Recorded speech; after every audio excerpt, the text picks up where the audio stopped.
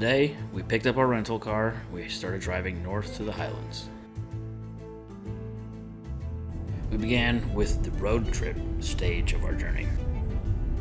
We headed north from Edinburgh to the Falls of Bruar, where we stopped, had lunch, beautiful waterfall hike. Eventually, we landed our home for the next 4 nights, a monastery on the shores of Loch Ness. We enjoyed a beautiful drive, despite a little bit of gray Scottish weather.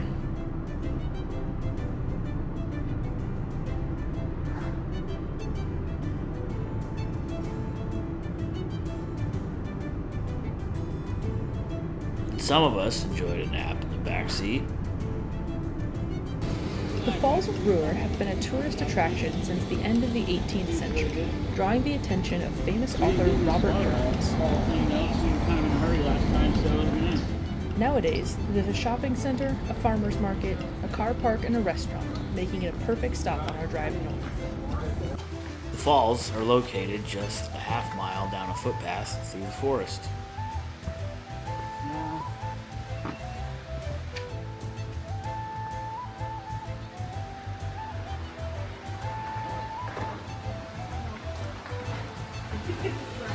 Okay, good.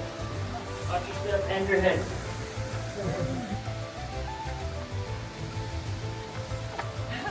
In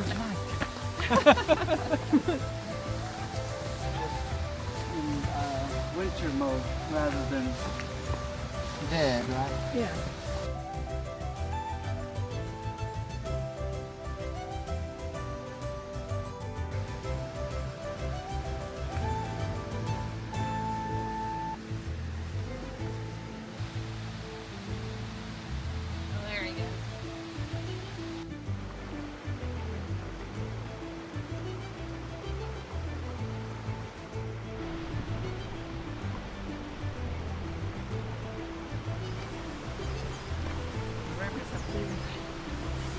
Down there or something.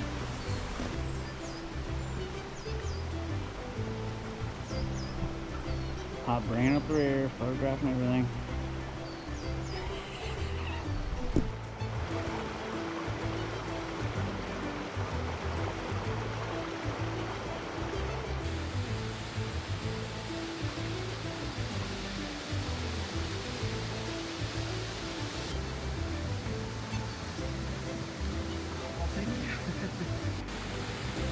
After about a 30-minute walk, with plenty of picture stops along the way, we arrived at the stone bridge that crosses the falls. This stone bridge was built in the late 1800s by the 4th Duke of Atholl as a memorial to the late Scottish poet Robert Burns, in recognition for his fondness of the falls.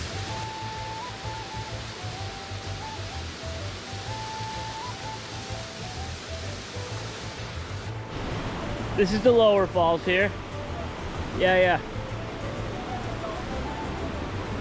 we're gonna go back from here because it's a pretty big loop up there, but All this algae, it's wonderful oxygen.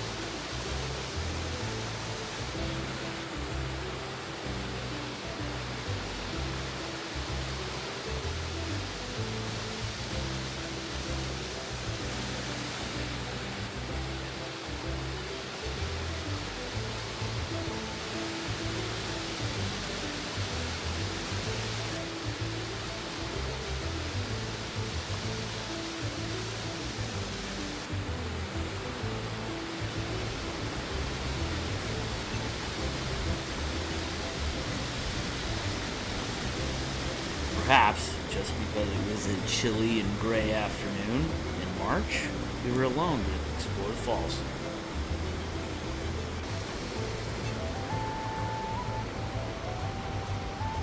After exploring the falls, about a half hour or so, we returned to the restaurant and enjoyed some lunch.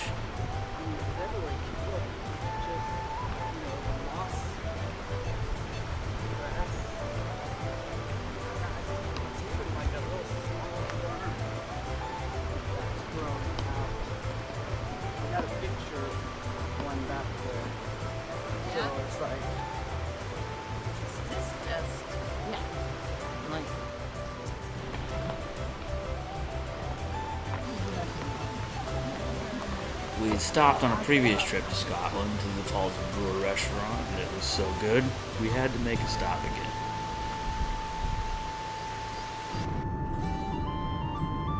After lunch, we resumed our drive north.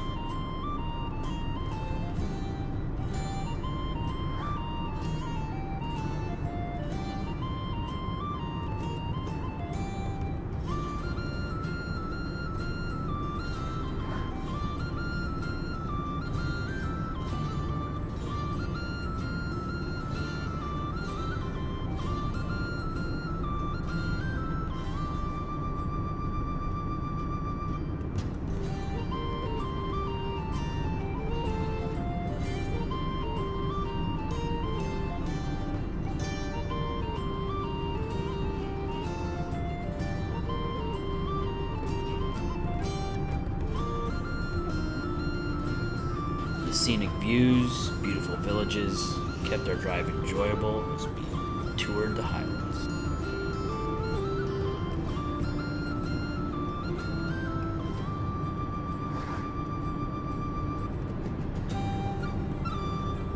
Along our drive, we passed the famous Dalwhinnie Distillery, the highest whiskey distillery in Scotland. The name Dalwhinnie is derived from the Old Gaelic for meeting place, referring to the meeting of ancient cattle drive routes through the mountains. They have a visitor center and offer tours, but we'll have to save that for next time if we're going to make it to the monastery before dark.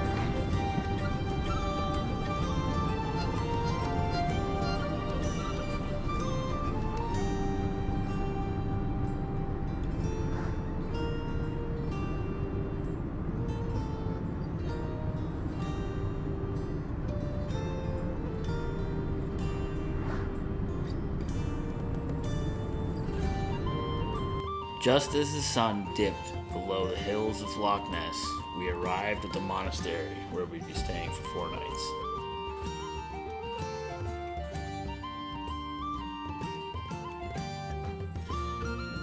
This beautiful Gothic-style building was originally a monastery for Benedictine monks built in 1880. It was built on an even older site, which was an English fortification built in 1729. It had various uses throughout the centuries, but currently it's used as a series of holiday homes, one of which we were able to book because my sister had purchased us a small plot of land in Scotland on our last trip here, and that makes us a lord and lady who can stay in the property.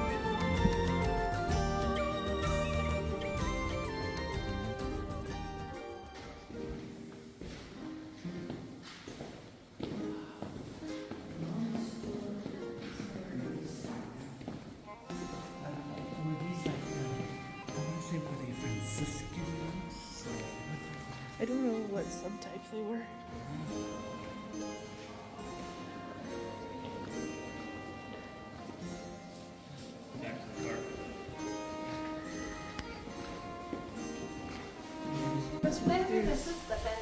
Alright, let's check out your room. And that's a color too. Oh my beautiful. Beautiful, wow. Yes. Ah, yes, I have gone back into time. And the beautiful bay window. That looks out onto the courtyard. Oh my, yes. That's where that's where the chess. Giant chessboard in the beautiful courtyard.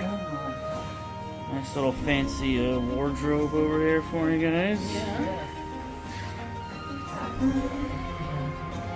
Bathroom. Very nice. Loch Ness out the window there.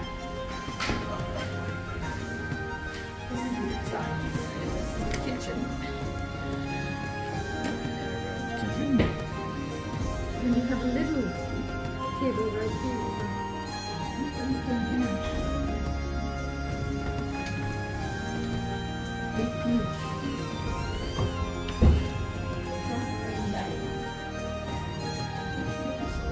This little decanter set over here.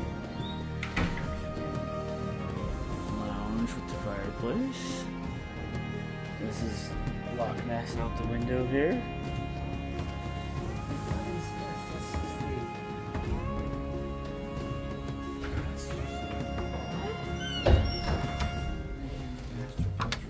And you've got King Arthur's gun. Right. And so they've got the plugs here.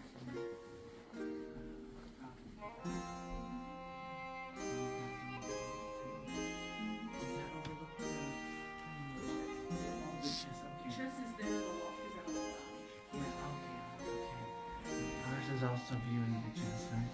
Mm-hmm. Ah, okay, yeah. Got a chandelier. Fancy. How fancy. Yes. Look for the Scottish lord that you are. Yes. Mm-hmm.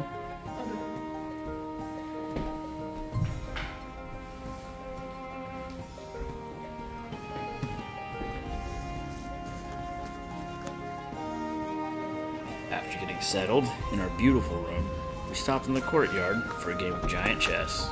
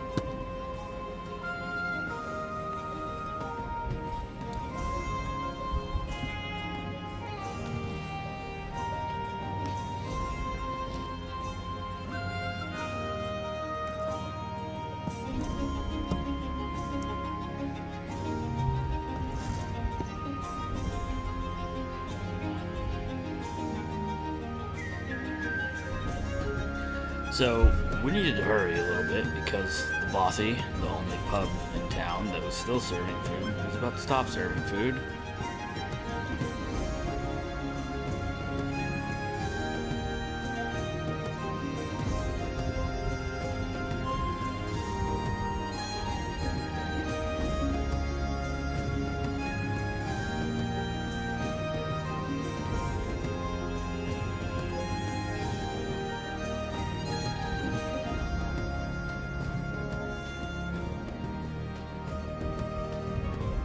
The game ended in check, which was good enough because we were hungry.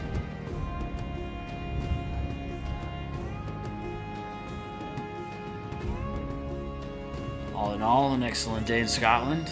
Join us next time for more adventures.